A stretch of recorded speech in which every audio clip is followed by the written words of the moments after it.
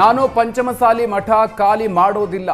ಟ್ರಸ್ಟಿಗಳು ಹುದ್ದೆ ಬಿಡಬೇಕು. ಟ್ರಸ್ಟಿಗಳ ಅವಧಿ ಮುಗಿದಿದೆ, ಮಠ ಬಿಟ್ಟು ಹೋಗಲಿ ಅಂತ ಟ್ರಸ್ಟಿಗಳ ವಿರುದ್ಧ ವಚನಾನಂದ ಶ್ರೀ ಸಡ್ಡು ಹೊಡೆದಿದ್ದಾರೆ.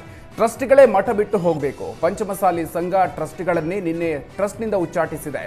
8 ವರ್ಷ ನನ್ನನ್ನು ಬಂಧನದಲ್ಲಿ ಇರಿಸಿದ್ರು. ಯಾವುದೇ ಹಳ್ಳಿಗಳಿಗೆ ಭೇಟಿ ನೀಡೋದಕ್ಕೆ ಬಿಡ್ತಾ ಇರಲಿಲ್ಲ. ಟ್ರಸ್ಟಿಗಳೇ ಮಠ ಬಿಟ್ಟು ಹೋಗಬೇಕು ಅಂತ ವಚನಾನಂದ ಶ್ರೀ ಪಟ್ಟು ಹಿಡಿದಿದ್ದಾರೆ. ಕನೆಕ್ಟ್ ಆಗಿ ನಾವು ಇವಾಗ ಕಳೆದ ಒಂದು ತಿಂಗಳಿಂದ ನಿರಂತರವಾಗಿ ಸಾವಿರ ಜನ ಮನೆಗೆದ್ದು ಮಾರ್ಗೆಲ್ಲಬೇಕು ಅಂತಿದೆ.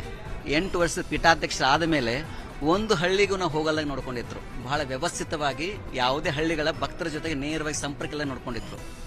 ಆ ಸಂಪರ್ಕ ಇವತ್ತು ಹೋಗಿದೆ. ಅವರು ಮಾಡಿರೋದು ಈಗ ಸಂಪರ್ಕ ಕನೆಕ್ಟ್ ಆಗಿದೆ. ಈಗ ಭಕ್ತರ ಮತ್ತು ಗುರುಗಳ ನಡುವೆ ಒಂದು ಅವಿನಾಭಾವ ಸಂಬಂಧ ಇದೆ. ಅದಕ್ಕೆ ಪ್ರತಿನಿತ್ಯ ನೂರಾರು ಜನ ಭಕ್ತರು ದರ್ಶನಾಶ್ರಮ ತೆಗೆದುಕೊಳ್ತಾ ಇದ್ದಾರೆ. ಹಲವು ಮಾತೇನು ನೀನುಳಿದು ಪಾದವನಿಟ್ಟ ನೆಲವೇ ಸುಕ್ಷೇತ್ರ, ಜಲವೇ ಪಾವನ ತೀರ್ಥ, ಸುಲಭ ಶ್ರೀ ಗುರುವೇ ಕೃಪೆ ಆಗು. ಇದು ಮಹಾಂತಜನ ಪವಾಡ. ಇದು ನಂದಲ್ಲ, ಇದು ಮಹಾಂತಜ ಎಲ್ಲವೂ ನೋಡಕತ್ತಾನೆ. ಮನವನರಿಯದ ಕಳ್ಳತನವಿಲ್ಲ ಅಂತ ಹೇಳ್ತಾರೆ. ನಮ್ಮ ಭಕ್ತರು ಉದ್ಧಾರದ ಹೆದ್ದಾರಿ ಕಡೆ ಹೋಗಬೇಕು. ನಮ್ಮ ಮಕ್ಕಳಿಗೆ ಒಳ್ಳೆ ಶಿಕ್ಷಣ ಸಿಗಬೇಕು, ಅವರಿಗೆ ಒಳ್ಳೆ ಉದ್ಯೋಗ ಸಿಗಬೇಕು. ನಮ್ಮ ರೈತರ ಜೀವನ ಅತ್ಯಂತ ಸಮೃದ್ಧಿ ಪೂರ್ಣವಾಗಬೇಕು. ಅವರ ಕೊಟ್ಟಂತಹ ದವಸ ಧಾನ್ಯಗಳು ಸತ್ಕಾರಕ್ಕೇ ಸಮರ್ಪಣೆ ಆಗಬೇಕು. ಆ ನಿಟ್ಟಿನಲ್ಲಿ ಇವತ್ತು ಮಠ ಬಹಳ ಅಭಿವೃದ್ಧಿ ಆಗ್ತಾ ಇದೆ. ಅದಕ್ಕೆ 4 ಜನ ಇವು ಇದ್ದೇ ಇರ್ತದೆ, ಸಮಾಜದಲ್ಲಿ ಇದ್ದೇ ಇರ್ತಾರೆ. ಅದಕ್ಕೆ ನಿಂದಕರು ಇರಬೇಕು ಅಂತ ಕಬೀರದಾಸ್ ಹೇಳ್ತಾರೆ. ನಿಂದಕರು ಇರಬೇಕು. ಹೇಗೆ ಅಂತಂದ್ರೆ ನಿಂದಕರಿಗೆ ನಮ್ಮ ಮನೆ ಮುಂದೆ ಒಂದು ಗುಡಿಸಲು ಹಾಕಿ ಅವ್ರನ್ನ ಇಟ್ಕೋಬೇಕಂತ. ಯಾಕಂತಂದ್ರೆ ಅವರು ಸಾಬೂನಿದ್ದಂಗಂತ ಮನಸ್ಸಿನ ಕೊಳೆಯನ್ನು ತೆಗಿತಾರ. ಹಾಗಾಗಿ ನಿಂದಿಸುವರು ಸ್ತುತಿಸುವರು ಇವರಿಬ್ಬರು ನಮ್ಮವರೇ. ನಿಂದಿಸುವನು ಶಾಂತವಾಗಿದ್ದ ಸಮಾಜವನ್ನ ಇಬ್ಬಾಗ ಮಾಡಿದ ನೋವಿದೆ. ಮಠದಿಂದ ಸ್ವಾಮೀಜಿ ಹೊರ ಹೋಗದಿದ್ರೆ ಚಾಣಕ್ಯ ತಂತ್ರ ಮಾಡಲಾಗುತ್ತೆ ಅಂತ ಮಠದ ಟ್ರಸ್ಟಿ ಬಸವರಾಜ ದಿಂಡೂರು ಹೇಳಿದ್ದಾರೆ. ನಾವು ಎಂದಿಗೂ ಸ್ವಾಮೀಜಿಯನ್ನು ತೆಗಿತೀವಿ ಅಂತ ಹೇಳಿರಲಿಲ್ಲ.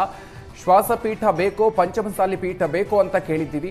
ಶ್ರೀಗಳು ಒಂದು ಪೀಠ ಆಯ್ಕೆ ಮಾಡಿಕೊಳ್ಬೇಕಿತ್ತು ಅಂತ ಟ್ರಸ್ಟಿ ಬಸವರಾಜ ದಿಂಡೂರು ಹೇಳಿದ್ದಾರೆ. ಲೋಕರುಚಿ ಭಿನ್ನ ಅವ್ರ ಬಗ್ಗೆ ಅಪಾರವಾದ ಗೌರವ ಇದೆ.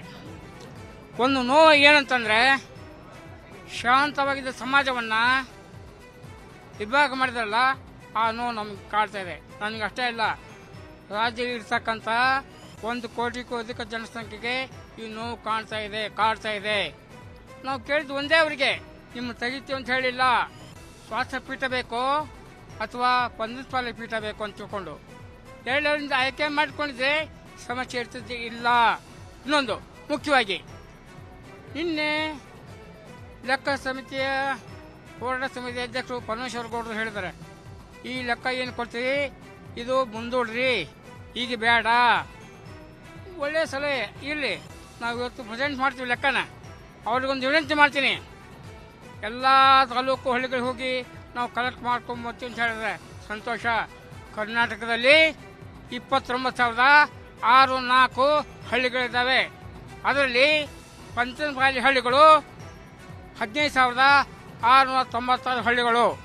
ಕನಿಷ್ಠ 13,78,539 ಮನೆಗಳಿದ್ದಾವೆ.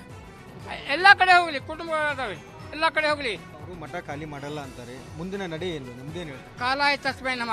ಮುಂದೆ ಸಮಪ ಇದೆ, ಭೇದಪ ಇದೆ. ನೋಡೋಣ, ಚಾಣಕ್ಯ ಅಂತ ಉಪಯೋಗ ಮಾಡ್ತೀವಿ ನಾವು. ನೋಡೋಣ.